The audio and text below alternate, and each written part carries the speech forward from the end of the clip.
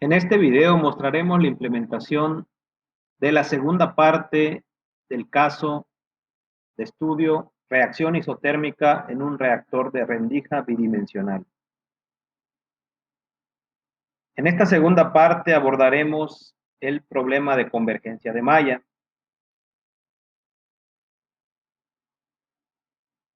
En el primer video planteamos la implementación del problema en ANSYS Fluent con las especificaciones que se muestran en la diapositiva, tanto las dimensiones geométricas, la estequiometría de reacción, las propiedades de la mezcla reactiva de entrada, la ecuación cinética, el tiempo espacial, las concentraciones iniciales y las condiciones que se alcanzarían si el reactor se comportara como un reactor de flujo pistón. Los resultados obtenidos se muestran en esta diapositiva. Evidentemente, notamos una diferencia muy grande entre lo predicho por el modelo de flujo pistón y lo encontrado a través de simulación numérica con ANSYS. El video anterior discutimos las razones principales a las cuales esto se debe. En primer lugar, los reactivos se alimentan sin premezclar, se alimentan en dirección perpendicular al área de la entrada del reactor y transcurren a lo largo de él con un flujo laminar paralelo a las paredes, de modo que no existe un mezclado convectivo entre ellas. La reacción transcurre únicamente por la zona de contacto entre las capas de alimentación del reactivo A y el reactivo B, que es la parte central del reactor, y se deben principalmente a la mucha o poca difusión que haya entre estas capas adyacentes.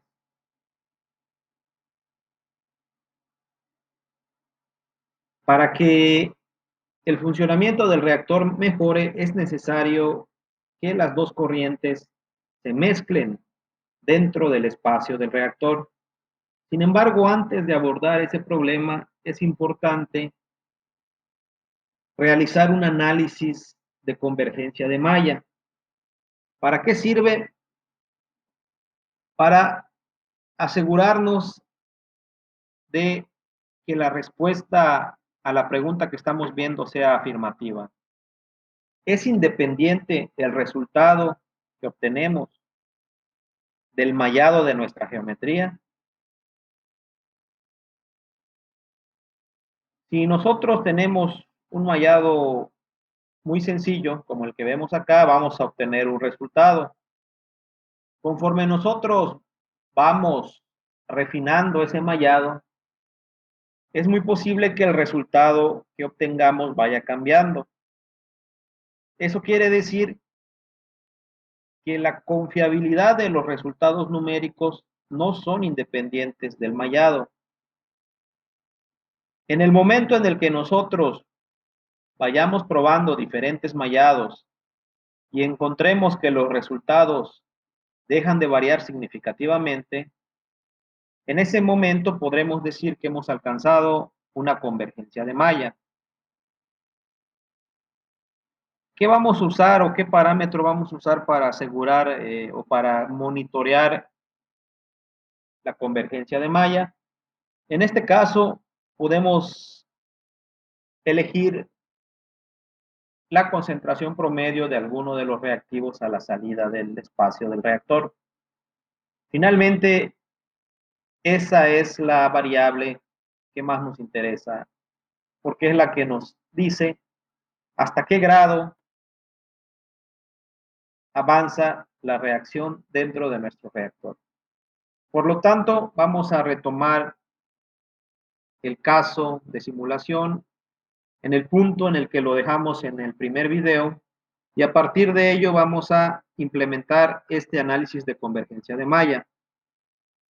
Abrimos, por lo tanto, el Workbench y el caso de nuestro reactor de rendir. Para realizar el análisis de convergencia, primeramente vamos a regresar a la edición de la geometría. De modo que nos vamos a Geometry, damos doble clic y esperamos que abra. Recordamos que la zona de reacción se concentra en la parte intermedia del reactor, es decir, en la parte que voy a marcar ahorita con el cursor, que es donde se contactan las corrientes de los dos reactivos. Por lo tanto, vamos a tratar de concentrar más elementos de nuestra malla a lo largo de la línea central de nuestro reactor. Solo con finalidad auxiliar en el nuevo mallado que vamos a hacer, vamos a dividir el segmento de salida, nos vamos a Sketching, modificar, Split y hacemos clic sobre el segmento de salida del reactor en cualquier punto. Luego, siempre en Sketching, en Dimensiones y General, hacemos clic sobre uno de los dos segmentos y otro clic fuera y vamos a configurar que su longitud sea igual a la mitad del segmento original, o sea, a 2.9875, igual que en el lado de la entrada del reactor. Esto es lo único que vamos a hacer. Cerramos y en la etapa de mallado vamos a explicar bien por qué hicimos esta modificación, ya que nos sirve para generar y concentrar la malla en la parte central de nuestra geometría. Esperamos que abra.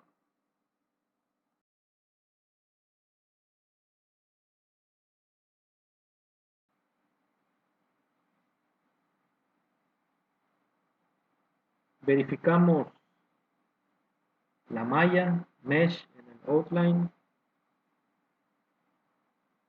Como modificamos la geometría, la malla tiene que regenerarse. Pero primero que nada vamos a verificar nuestras fronteras, checamos las entradas, la pared y en la salida notamos que solamente la mitad está seleccionada. Presionamos control, seleccionamos la otra mitad y hacemos clic en el símbolo de suma para que la salida nuevamente abarque todo el espacio que se tiene destinado a ello y no se altere la geometría que recibe el Fluent posteriormente. Seleccionamos ahora el primer Edge Sizing y en lugar de que este incluya los dos segmentos de la entrada, vamos a dejarle asignado únicamente un segmento, el superior. Lo seleccionamos y notamos que ya en vez de dos segmentos está uno como geometría seleccionada. El número de divisiones vamos a poner 4. Esto nos va a servir para visualizar el mallado que vamos a hacer de una mejor forma. El edge sizing que involucra el eje axial le cambiamos a 60 divisiones en lugar de 30. Y ahora vamos a crear un nuevo sizing para el segmento inferior de la entrada, con exactamente los mismos datos especificados que el segmento superior, a saber, número de elementos o número de divisiones igual a 4, hard en lugar de soft en comportamiento, y actualizamos la malla y vemos que nuestra malla es más fina que la que teníamos anteriormente, pero los elementos están homogéneamente distribuidos. Queremos distribuirlos en la parte central. ¿Qué hacemos entonces? Nos vamos al primer edge sizing, el del segmento superior de la entrada, y vamos a cambiar la última opción. En lugar de no vías, vamos a poner la configuración que vamos a seleccionar ahí, que es la primera. En la opción le vamos a poner transición suave y en la velocidad de crecimiento le vamos a poner 1.4. Entonces, ¿qué es lo que va a hacer? Va a concentrar los elementos más pequeños en la parte central y los más grandes en la parte superior. Hacemos algo similar con el edge sizing del segmento inferior. Seleccionamos en este caso es la segunda opción de vías. En lugar de vías factor ponemos transición suave, 1.4 de velocidad de crecimiento de vías y actualizamos la malla. Notamos que los elementos se van a concentrar en la parte central. Observen, pero no corresponde con el otro lado del reactor. Se van expandiendo, se van haciendo más grande. Por lo tanto, vamos a crear otros sizing para los dos elementos de la salida. Primero seleccionamos el segmento superior. En el sizing que acabamos de crear, con sus 4 divisiones, Hard, y seleccionamos el vías que van a ver ahí, que es la segunda opción.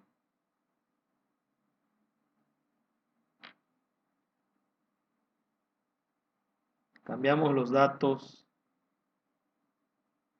de opción de vías y de velocidad de crecimiento. Creamos un último sizing para el segmento inferior de la salida. Lo seleccionamos y le ponemos la misma configuración que el caso anterior, con excepción de la configuración de vías, que en este caso va a ser la primera.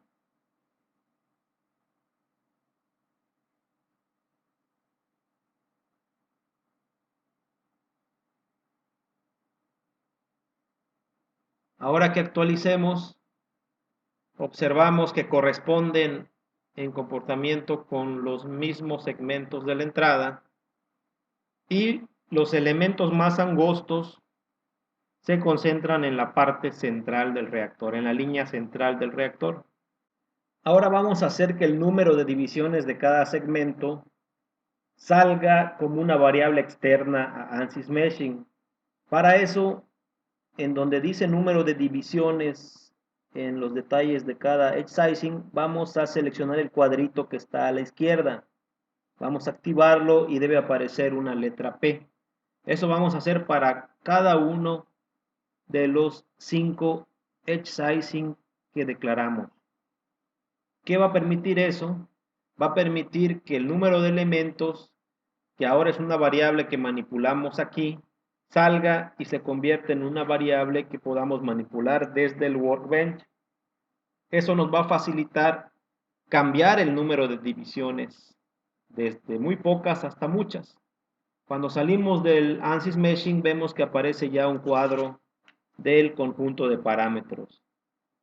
Y estos parámetros son los números de divisiones que van a ser manipulados, variados para ver cómo afectan el resultado. Obviamente necesitamos variables de respuesta que ya están referidos al comportamiento del reactor, por lo que primero le damos clic con el botón derecho a Setup y le damos Update para que se actualice.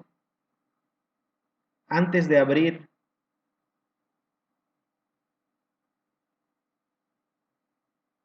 y declarar variables de respuesta ahí como variables externas para analizar desde aquí afuera o para gestionar desde aquí afuera. Damos a actualizar a setup y posteriormente a solution. Otra alternativa que tenemos es, en lugar de eso, darle clic al icono que está en la parte superior que dice Update Project. Pero en este caso le puse la actualización uno por uno. Conforme nosotros vayamos variando el número de divisiones, aumentándolo, la malla se va a hacer más fina y vamos a ir monitoreando qué es lo que sucede con las variables de respuesta que vamos a seleccionar, que en este caso van a ser las concentraciones de salida y de entrada en promedio. Actualizamos Solution y esperamos a que esto se termine para entrar al Fluent.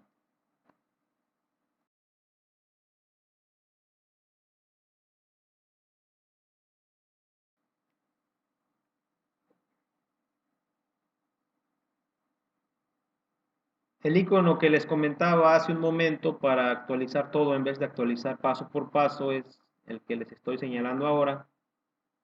Vamos ahora a abrir Solution. Al abrir Solution ya vamos directamente al resultado de la solución. ¿Qué es lo que hizo Fluent?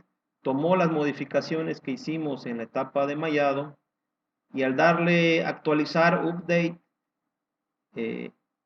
toma la información nueva y con las mismas especificaciones que ya habíamos dado, vuelve a realizar la simulación completa.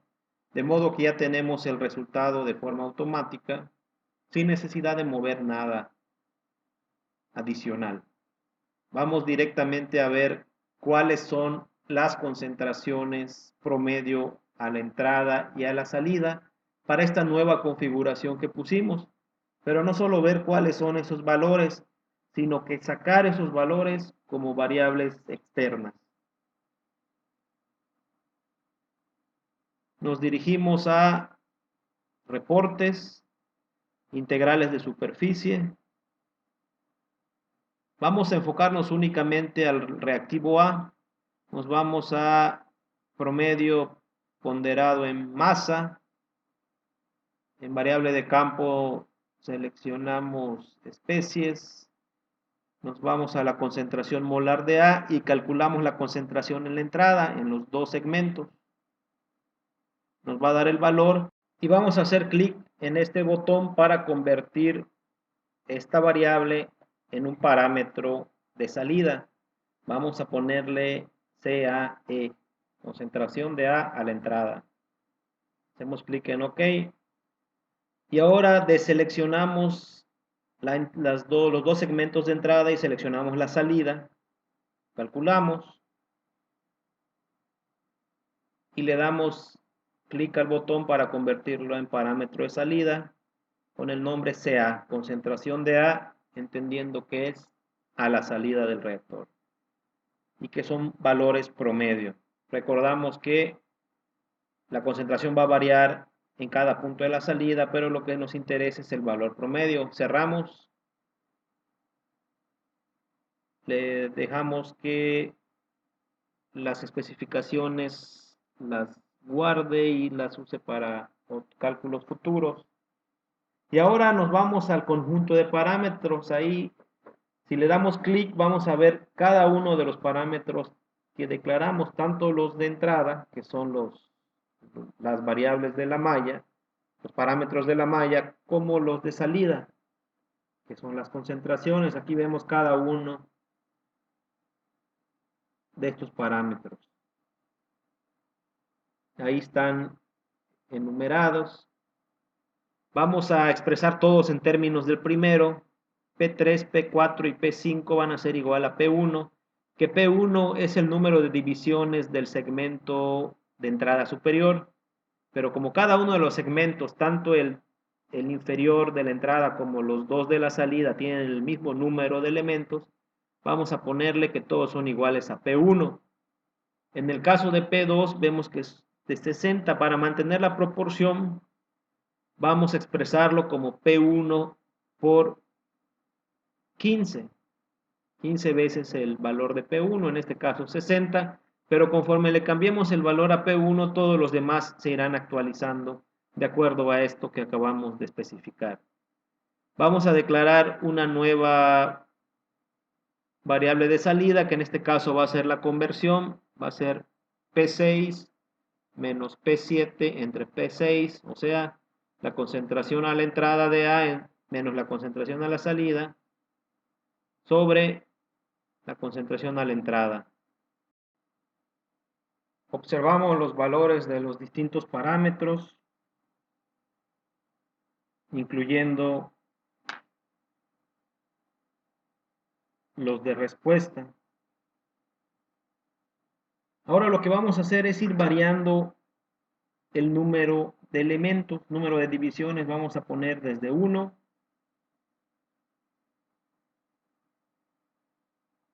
en adelante, 2, 6, 10, 16, 22 y 30. Nótese que estos valores corresponden al número de divisiones de cada segmento de entrada, cuyos valores se actualizan de acuerdo a las operaciones que declaramos. Por el contrario, los parámetros de salida, vemos que no les aparece un valor numérico, por lo que los debe calcular el Fluent. Hacemos clic en actualizar todos los puntos de diseño y lo que va a ir haciéndose, lo que va a ir sucediendo es que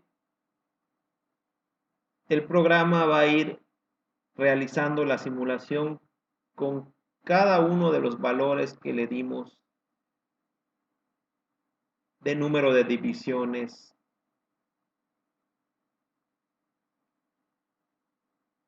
a las fronteras en nuestra malla. Primeramente solo considera una división en cada una de las entradas, luego cada una de las entradas las divide en dos partes, pero la parte que está al centro está un poquito más angosta, luego hace 6 divisiones en cada entrada, los elementos que están pegados al centro son más delgados, son más finos, se espera que capturen mejor los cambios que suceden en esa región, que es la región de contacto entre las dos corrientes de alimentación, y esto debe tardar algún tiempo dependiendo del procesador de la computadora que estén empleando, puede tardar unos cuantos minutos o más.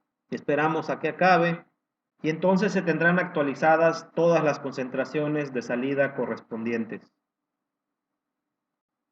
Cuando termine, nos desplazamos en la tabla de puntos de diseño y ya vemos actualizadas las concentraciones.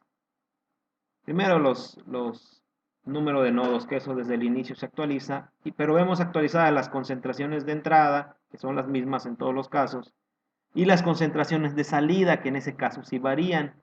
Vemos las conversiones, vemos cómo van aumentando, van variando, y vemos que las últimas 3 o 4 ya presentan una variación más pequeña, lo cual quiere decir que ya el número de elementos de nuestra malla ya va siendo suficiente.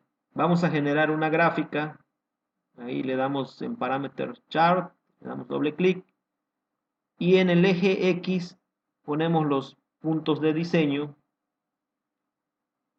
que son el número de divisiones, sin asignarles número, y en el eje Y la fracción conversión. En el eje Y, pero del lado derecho, vamos a darle la concentración a la salida. Le damos clic a la derecha de la carta de parámetros y vemos nuestra gráfica. Los puntos de diseño son los diferentes casos que probamos, sin número de malla, sino únicamente experimentos, por así llamarlo, vemos que los últimos 3 valores correspondientes a las 3 mallas más finas ya presentan una variación muy pequeña de la concentración y por ende de la conversión, que sigue siendo muy baja, sigue siendo de 1.6, 1.67%, mayor a aquel valor inicial que teníamos de 0.04%, pero bastante baja aún. A partir del punto que está señalado, podemos considerar que ya la malla ha convergido, que es con 16 elementos en cada uno de los segmentos de alimentación, o sea, 32 elementos en la entrada. Una vez realizado este análisis, podemos concluir que manteniendo esos 16 elementos en cada lado con la configuración que pusimos de que los elementos en el centro sean más angostos, con esa configuración o con ese mallado va a ser suficiente para que nosotros podamos considerar que los resultados ya son independientes de los parámetros numéricos. Y entonces podemos probar diferentes casos siempre y cuando mantengamos las mismas condiciones en general.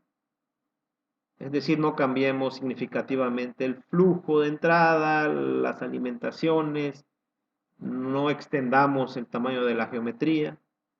Finalmente, también es importante recalcar que el número de divisiones que elegimos y que nos indicaba que los resultados ya eran independientes del mallado, lo elegimos de forma un tanto arbitraria. Formalmente lo que se debe hacer es comparar los resultados de cada mallado con el anterior y elegir el que implique independencia del mallado con base en un criterio de error.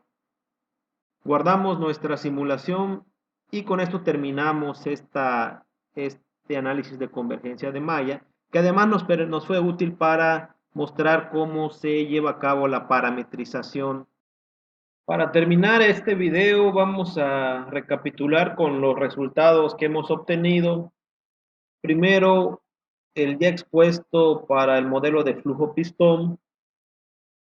Luego, el que se obtuvo con la simulación base de este caso,